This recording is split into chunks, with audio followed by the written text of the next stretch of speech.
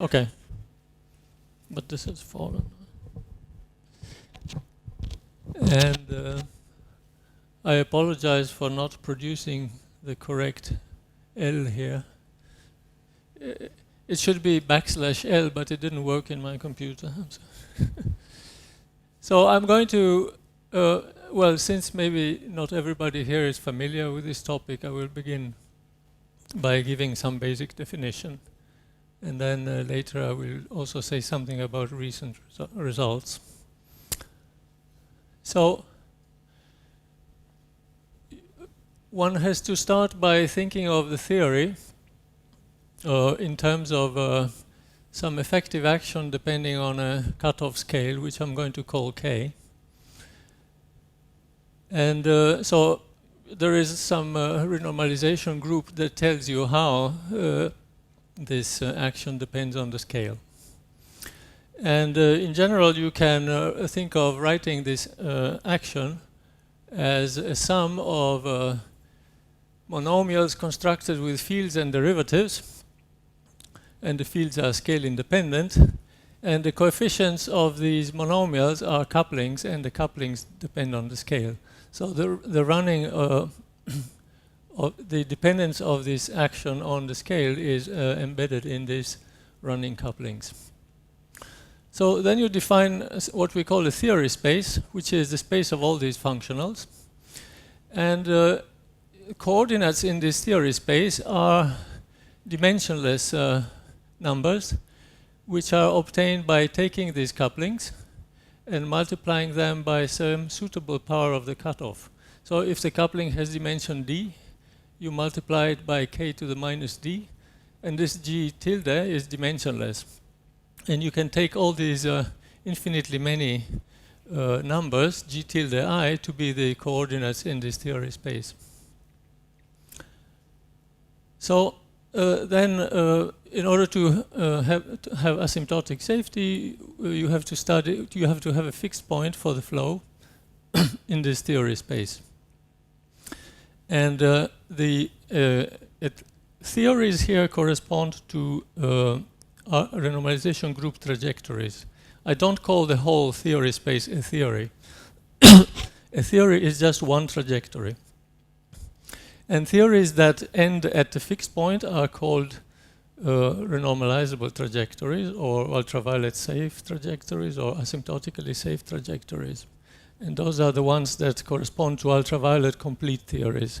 And all the others are effective field theories. They break down at some scale. So we use this condition of UV completion in the same sense that, well, in the same way that renormalizability was used in the early days of the Standard Model as a criterion to select the theory.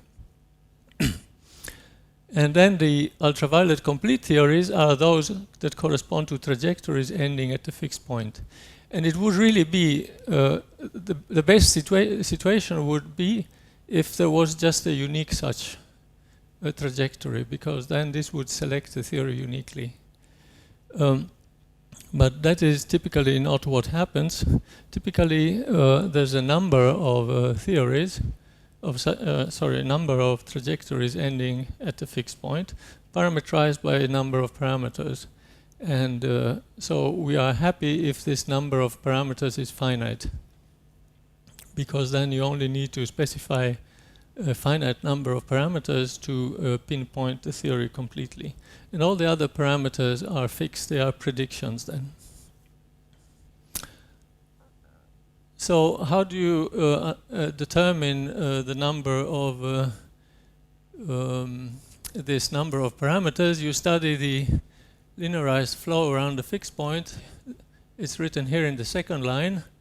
G star is the coordinates of the fixed point, and then the deviation from the fixed point satisfies a linear equation where this matrix is given by the derivatives of the beta function with respect to the couplings. You diagonalize this matrix, and then this flow looks like that in the third last line, where lambda are the eigenvalues of this matrix. And so the directions that correspond to negative eigenvalues are those that are attracted towards the fixed point in the ultraviolet, and the other ones are the ones that are repelled, correspond to positive eigenvalues. So by just diagonalizing a matrix, you can determine the size of this ultraviolet critical surface, which is the number of free parameters. So just one terminology to keep in mind. Relevant couplings are those that are ultraviolet attractive or infrared repulsive. They are the ones that correspond to negative lambda. And we want a finite number of those, possibly. So this picture summarizes the situation. So here we have a fixed point. There are in general, this is an infinite dimensional space, but I draw just 3 directions. So U1 and U2 are relevant, and they are tangent to this surface, which we call the ultraviolet critical surface. So if you start at the point Q, which is in this surface, and you evolve towards higher energies, you end up at the fixed point for k going to infinity. So this is the trajectory QP corresponds to an ultraviolet complete theory, and this is called a renormalizable trajectory. If you start just a little bit off the surface, like at this point B, and you evolve towards high energies, well, first of all, you will follow this trajectory for a while, and then you come near to the fixed point. Near the fixed point, the evolution slows down because the beta functions become small. You may stay there for a while, and then, however, at some point, this irrelevant operator becomes important, and it will kick you off, and you will go to infinity. So we'll meet something like a Landau pole at some finite scale. And so a trajectory like this corresponds to an effective field theory. It's a theory that only makes sense up to some energy. Now notice that the closer you begin here the closer that B is to this ultraviolet critical surface, the longer you stay near the fixed point, lingering there, and therefore the higher is the energy at which the theory breaks down. So this is the general picture then of asymptotic safety. Now, a classic example is a QCD. In that case, the fixed point corresponds to a free theory, so you can think of it as the origin in this coordinate space. All the couplings are 0.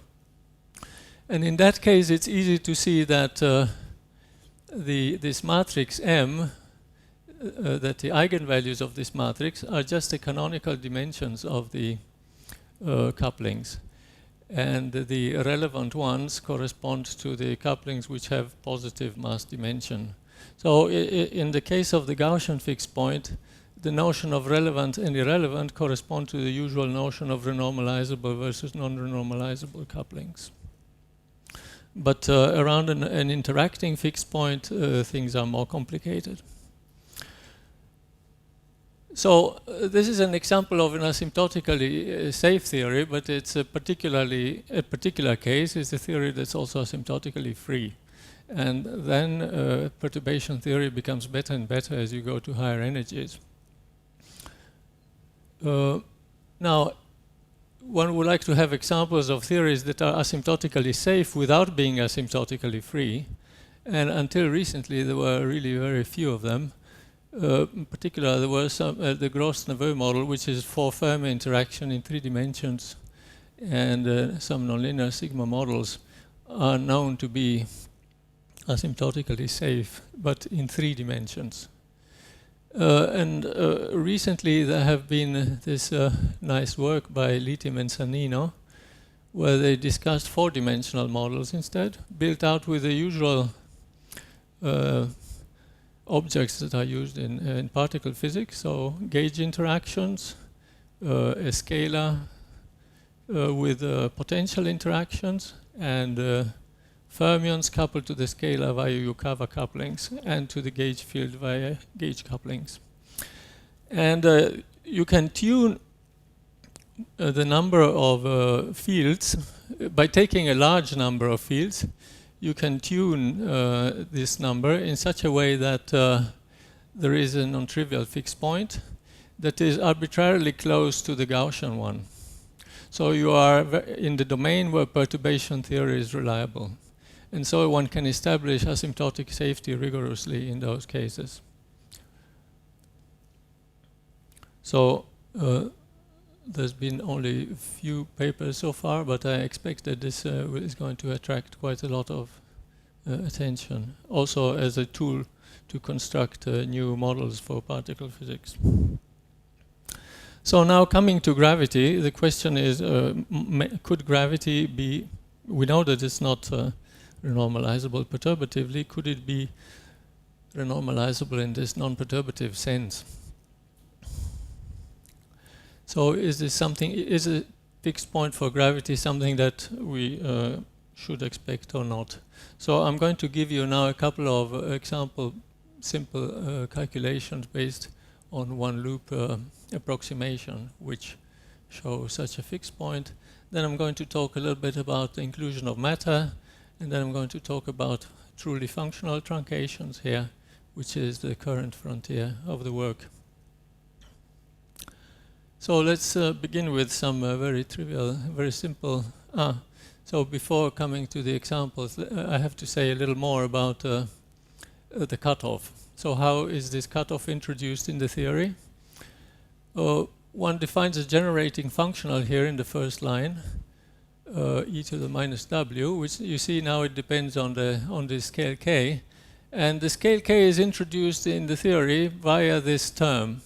So it is introduced by modifying the action, and the modification is you change the propagator of the theory. You see, this is purely quadratic in field phi. And you change the propagator by introducing this kernel, Rk, which in momentum space is a function that looks like this. This is a general shape of the function, but otherwise the function is up to you, really. There's a lot of freedom in the choice of that function. You see that what this function does, this function is large for momenta lower than k, and then it goes quickly to 0. So it suppresses the contribution of low momentum modes to the functional integral. And then you define an effective action by taking the Legendre transform of this functional and subtracting the cutoff again. And the virtue of this definition is that this functional gamma k so defined satisfies a very simple equation which you see here in this box. So the derivative of this functional with respect to the cutoff, so here t is the logarithm of k. So dt really means derivative k d dk. The logarithmic derivative of the functional with respect to the cutoff is given by a trace where you see in the trace you have this term which is the full propagator calculated out of this functional with the cutoff in place multiplied by the derivative of the cutoff. And the second, well, the first beautiful thing is that we have a simple equation which is exact. And the second, the next nice thing is that the right-hand side of this equation is perfectly well defined mathematically. It is both infrared and ultraviolet finite. And so this makes sense for any theory. You give me a theory space, and one can construct this in principle. One can construct a flow in this theory space using this equation. So you see, you have these, if I write the functional in this form, the logarithmic derivative acts only on the couplings because only the couplings depend on k. And so you have here the beta functions. So you see dt gamma k is in a sense the generating functional of all the beta functions. You compare this with the exact equation which is written here. So what you have to do is you have to take this right-hand side and somehow expand it on the basis of these operators O. And then the coefficient of the operator OI is the beta function of the coupling GI. So this is where the hard work really is in doing these functional traces. So RK is this cutoff that has been introduced here. You see this kernel? Yeah. So much for the functional renormalization group. Of course, this is a topic which has in itself is completely independent of gravity, and it's been applied in many problems in statistical physics, in particle physics, and so on. But it is quite useful also in the case of gravity. Now, when you apply this idea to the case of gravity, or in general to any gauge theory, you have to use the background field method. This we usually have to use anyway when we do covariant, when we try to compute a functional integral. But it is particularly necessary in this case because otherwise you wouldn't know exactly what it means to do a coarse graining. If the metric is dynamical, the notion of what is high momentum and low momentum is not so clear. So what you do instead, if you have a background metric, with the background metric you can construct a Laplacian. The Laplacian has a spectrum that you, and so a spectrum, eigenvalues and eigenfunctions, and the eigenfunctions form a basis for all in the space of your fields. You can decompose your fields on the basis of these eigenfunctions of the Laplacian, and then if you are given a scale k, a particular field mode is going to be a fast field mode if the corresponding eigenvalue is larger than k, and a slow field mode if the eigenvalue is lower than k. So with the background you can distinguish what are the high energy and the low energy modes. Something that without background would be very hard to imagine. So then you see in this case the cutoff is again in the case when you try to quantize gravity, you have this fluctuation field H, and the cutoff is quadratic in H, and otherwise it is made into a covariant expression by using the background field. The gauge fixing also has a similar structure. It is also quadratic in H, and it is the rest is constructed with the background field. Now, the result of introducing these two terms in the functional integral is that the effective action that you compute is not going to be a function of a single metric g mu nu, but it's going to be a separate function of these two arguments, g bar and the expectation value of h. This is well understood in the background field method anyway, because in the background field method you have the source of, you see, if this was just a function of a single metric, g bar plus h, it would be invariant if you added something to g bar and subtracted the same thing from h. Let's call this a shift symmetry. So this functional here is not going to be shift symmetric. And it's not, even the effective action is not shift symmetric. But in the case of the effective action without this cutoff, the only source of breaking comes from the gauge fixing term, and therefore this breaking is a gauge artifact. If you computed some physical observable, it would be, it wouldn't depend on that. But when the cutoff is present, so at finite k, there's this additional source of this shift symmetry breaking. So this is, instead of being invariant under this shift symmetry, there's going to be some more complicated word identity that relates the dependence on h to the dependence on g bar. And this is something which is being studied at the moment. It is one of the topics which are currently under investigations. I will not say much more about this. So in much of the literature, what you will find is studies where one just considers functionals with where h, the expectation value of h is put to 0. And then you have a functional just of the background field. So in most of what I'm going to say, I'm going to focus on this case. Okay, now suppose you just consider, well, so this theory space is infinite dimensional, and it's hard to think how to deal with with the full theory.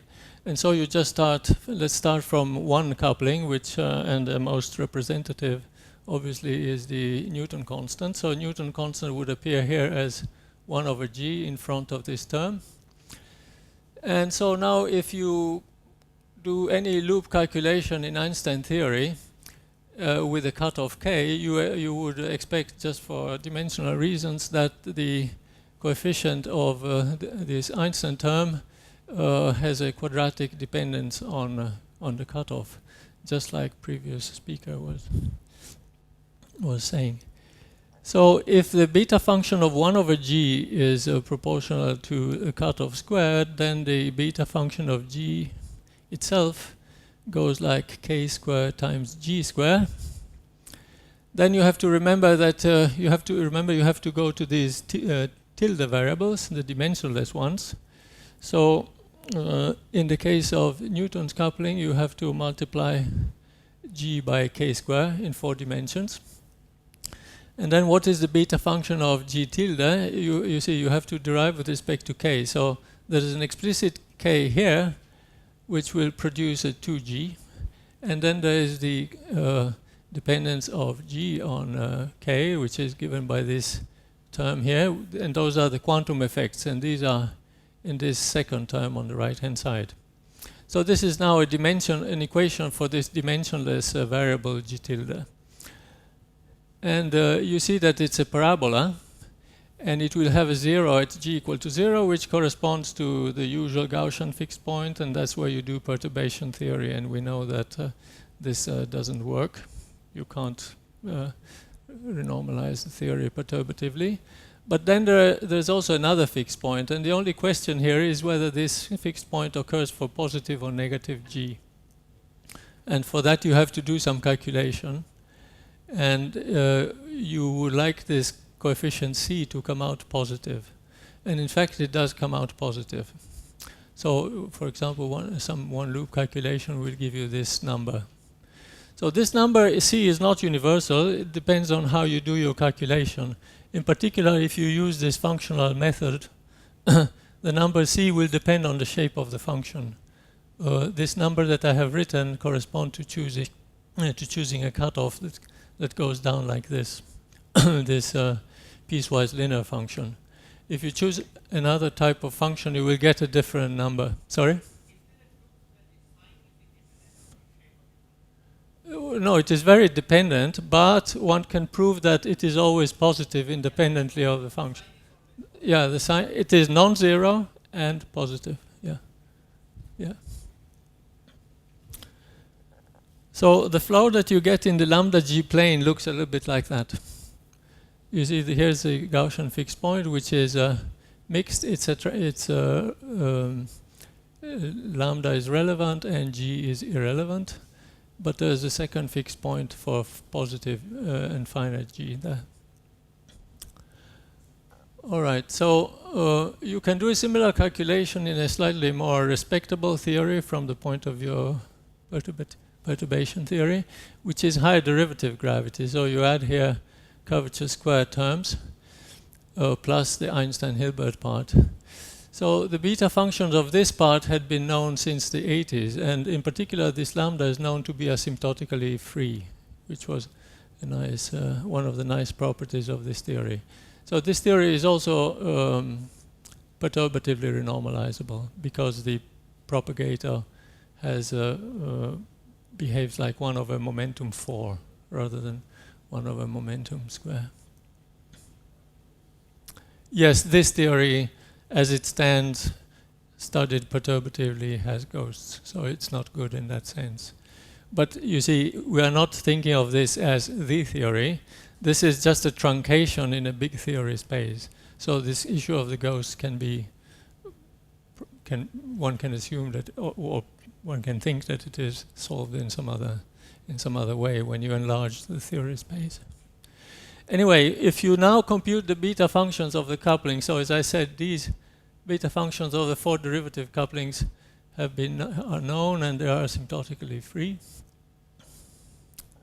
And the beta functions of lambda and g are given here. They depend on this 4 derivative coupling, but the 4 derivative coupling is asymptotically free, so let's put it to 0 because that's where it is heading to. And then the beta functions simplify. They look like this, the same form that we had in the previous slides. And the numbers that you get are written here, and they are not very different from the ones that you find in the Einstein-Hilbert theory. So, in fact, this flow is almost indistinguishable from the one in the Einstein-Hilbert truncation. So then you see at this point one should introduce more and more couplings and see whether this fixed point remains there or not. This is the test of the theory. And in the beginning it was hard to imagine that one could ever keep infinitely many couplings simultaneously, but as I will say later on, we are close to doing that now. Now I want to say something about matter. Now in the case of QCD, we know that when you add too many fermions, at some point asymptotic freedom is spoiled. And so you may expect that also here, if you add too much matter of one type or other, this gravitational fixed point is also going to be spoiled. And in fact, this is what happens. So how much time do I have? 15? 15. Okay. A simple calculation similar to the one that I just described earlier with scalar, Dirac and gauge fields will produce the following result for the beta function of G. And 46 is the contribution of gravitons, which we had in the previous slide already. So here you see that scalars and Dirac fields contribute with the opposite signs of gravitons, whereas the vector fields contribute with the same sign. So already you can see that too many scalars and too many fermions are going to destroy this fixed point. And this is the plane. This plane is this is ns, number of scalars, and here you have the number of fermions. And these triangles correspond to different number of vector fields. So the smallest triangle corresponds to no vector fields. This is 6 vector fields, 12 vector fields, 24 and 45 vector fields. You see, if you allow more and more gauge fields, the type of fermion and scalar matter fields that are allowed becomes larger and larger. So this is a very naive one-loop analysis, and one can improve it a little bit like this. You can, first of all, you can go beyond this single field truncation that I mentioned. So now we have a functional truly of h and g, and the dependence of h here we assume to be just quadratic. So we have an independent wave functional normalization for the graviton out here. And then there's the background term there. And then there's an independent wave functional renormalization for the ghost fields. And then there are minimally coupled matter fields, with each coming with its own wave functional renormalization. So then you can compute the scale dependence of all these z's here, which are the anomalous dimensions.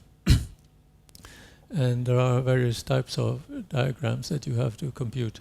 So this calculation can be done essentially around flat space, because you just take the background to be flat, and you look at what at the quadratic term you look at the 2-point function of h or c or the matter fields. So the structure for each type of field, you have an anomalous dimension. You put them into a vector, and you get an equation that tells you that eta is something like a one loop eta plus A times eta, where this A is a matrix now. And you can solve this equation for eta. You get eta is 1 minus A, 1 minus A to the minus 1 times the one loop contribution. You get rather horrible expressions, but Mathematica takes care of everything. And then you can analyze what happens by adding matter fields one by one. For example, if you add scalar fields, the fixed point for G will stay more or less put, and then eventually it blows up when you add too many scalars. And similarly for fermions, around 9 or 10 fermions, the fixed point goes away. And with the vector fields, instead it's the opposite. The vector fields even make the fixed point closer to 0. They make it more perturbative in a sense. And then these exclusion plots, for example, if you have no vector fields, this was the one loop, the triangle in that previous picture, and now taking into account all these anomalous dimensions makes a permitted region which has this funny shape. So you shouldn't take probably this shape too seriously, because the calculation is very rough still. But the conclusion remains that there's a bound on the number of scalars and Dirac fields that you can have. You can't really allow any combination of matter fields. So if you have 12 vector fields, which is the number of gauge fields in the standard model, this is the shape of the permitted region. And so in particular, the standard model has 4 scalars, so here, and 22.5 Dirac fields. So you are somewhere there, and so it's permitted.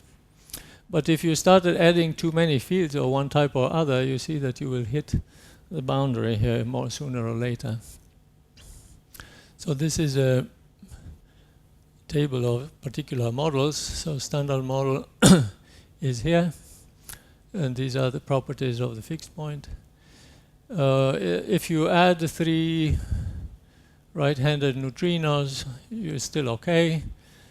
You can add a scalar, an axion perhaps, and you're still okay, but the numbers become a little bit iffy in the sense that these anomalous dimensions become large, which is a signal that you're not in such a good shape.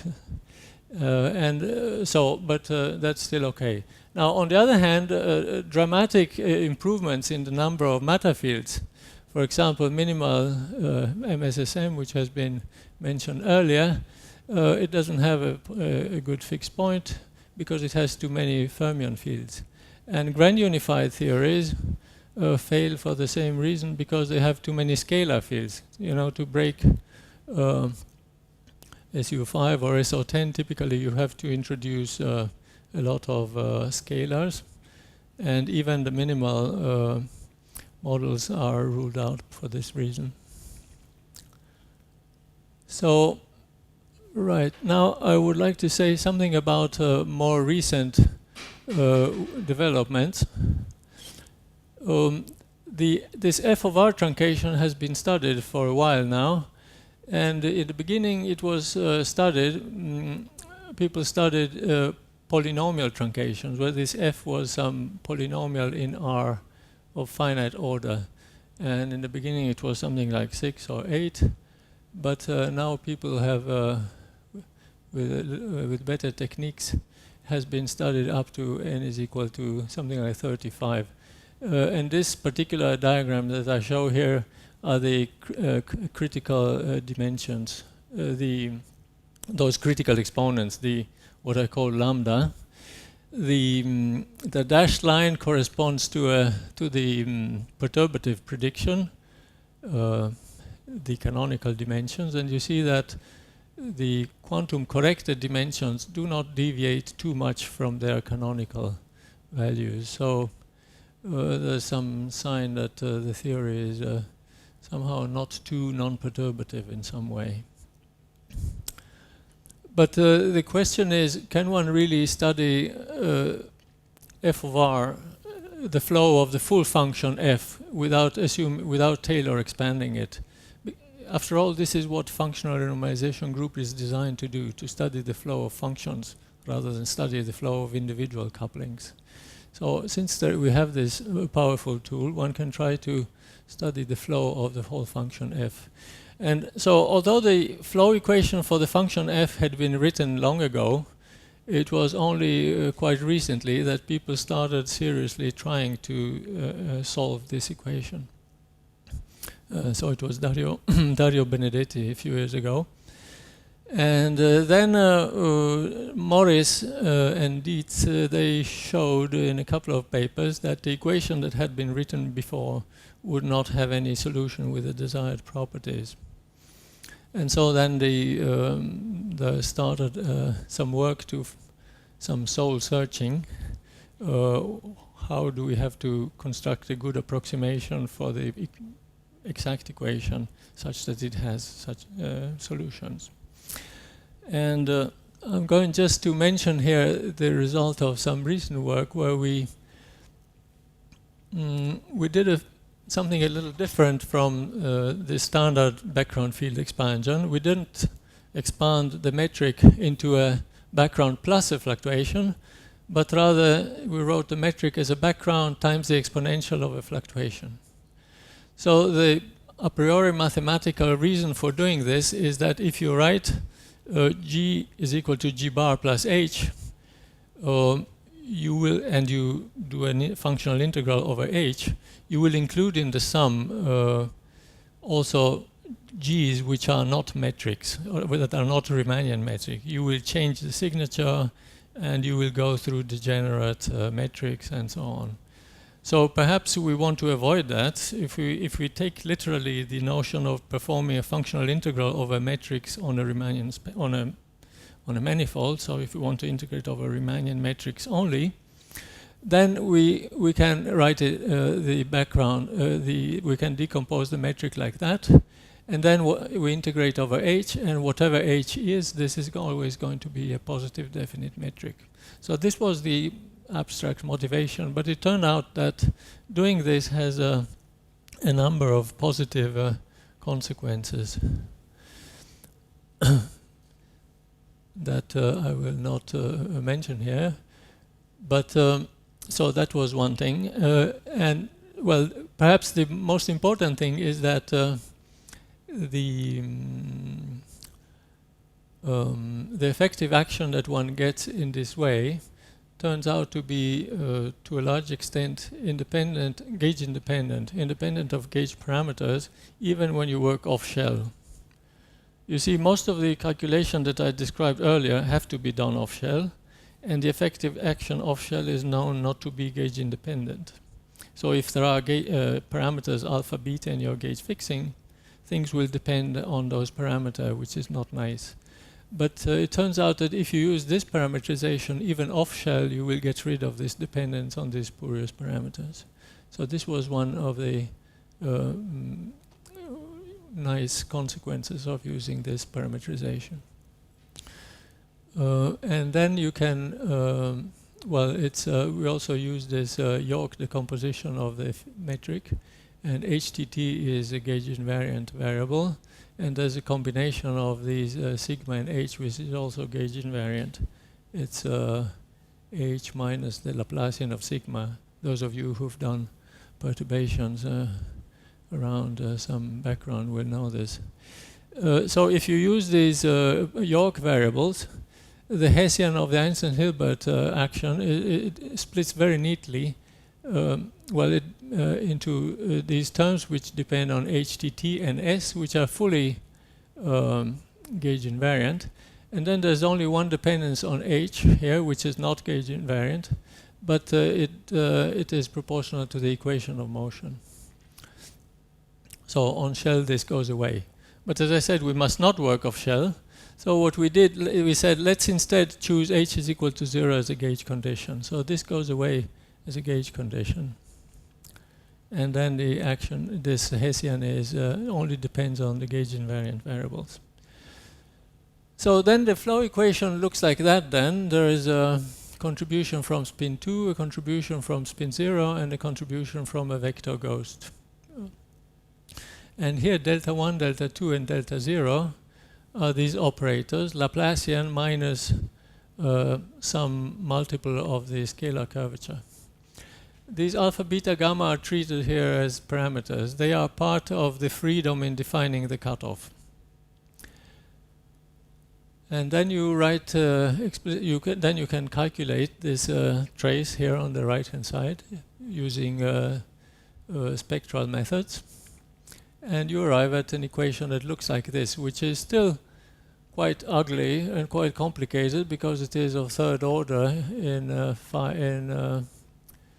derivative. So phi dot means this is a derivative with respect to the cutoff, and phi prime is the derivative with respect to the argument of phi. So here, remember I'm talking about f of r theory. We go to dimensionless variables. F we call phi, and this Ricci scalar becomes the little r. So we have a function phi of r, and this is an equation for phi of r. And prime means derivative with respect to little r. Okay, so this is the equation.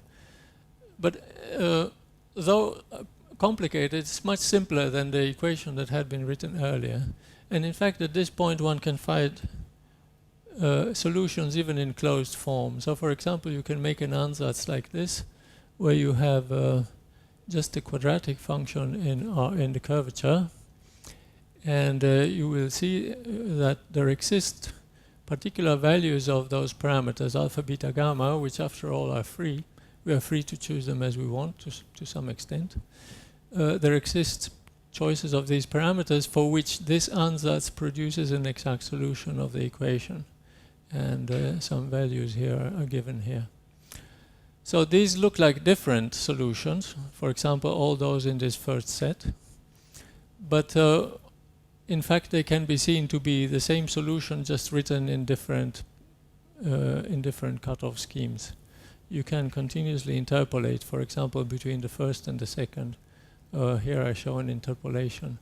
So here you have G0, G1, G2, and all the others are 0. And if I can interpolate between them, so G0, G1, G2 run from one point to the other. And here you see that G3, G4, G5, they are 0 at the endpoints, and they do something in between, but then they are perfectly continuous. Yes, I'm going to stop now. So, okay, so here you see that with this new type of parametrization, the equation is sufficiently simple that one can find not only numerical solutions, a numerical solution is shown here, but even analytic ones. Okay, so let me now come to the conclusions very quickly. Basically, I've said almost everything that is here already. I just want to stress that so this idea of asymptotic safety, I think it is promising because it uses tools that are well understood and very powerful in other contexts. And it's also good because it's a bottom-up approach. You start from the context of effective field theories, and you just go towards high energy and you ask, where does the theory go? Does it hit a fixed point or not? So the advantage is that if it does hit a fixed point, then the question of what is the low energy theory is already solved a priori because we came from the low energy. So it's guaranteed to give the correct low energy limit. And it's highly predictive because in all these calculations it appears that at most 3 or 4 parameters are undetermined. The rest is all fixed. And well, I stop here.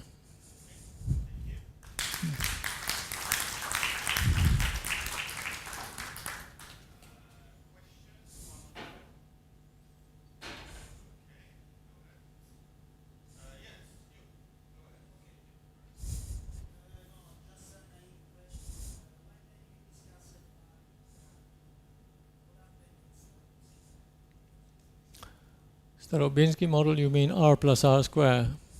Yeah, it's a special case of one of these. So it's now as you saw in the solutions that are here, the cosmological constant is actually non-zero, so it's not exactly that. You can't keep lambda zero artificially.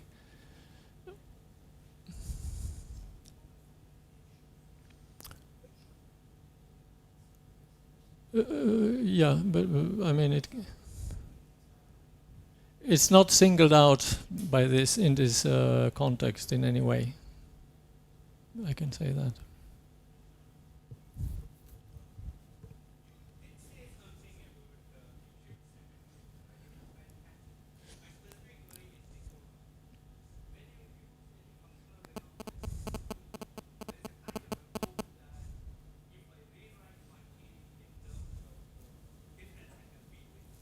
Yes.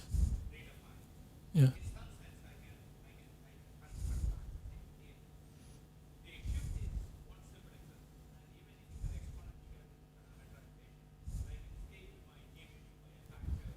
That's another type of reparametrization, yes.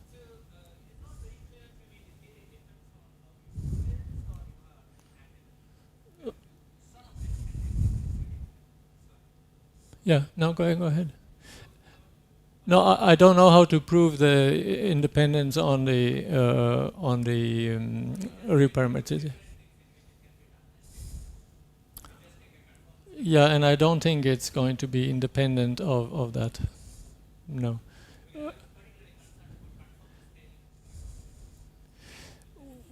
Well, so let me answer in the following way. I think I can prove that you can construct these flows in a way that is invariant under conformal rescalings. But so then you can present your theory in a particular conformal frame, let's say. And by this trick, I can go to another conformal frame and give you a theory that is equivalent. However, I think that if you look at this theory in the new frame, I think the cutoff is going to be a very not what you would expect the cutoff to be. In the first frame, you can say the cutoff is a constant. In the other frame, it's going to be something crazy. So it will look very contrived.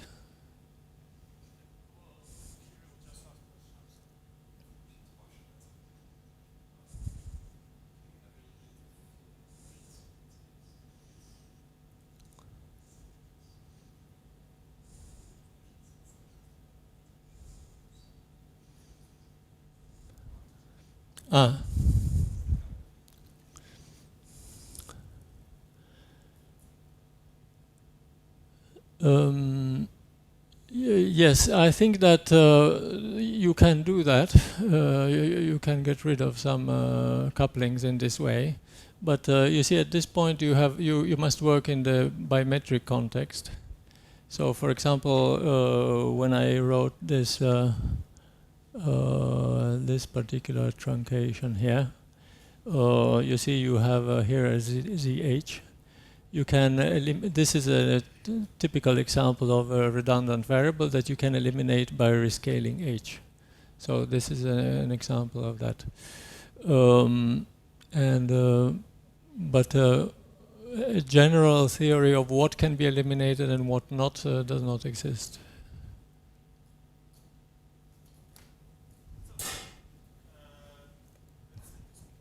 Thank you.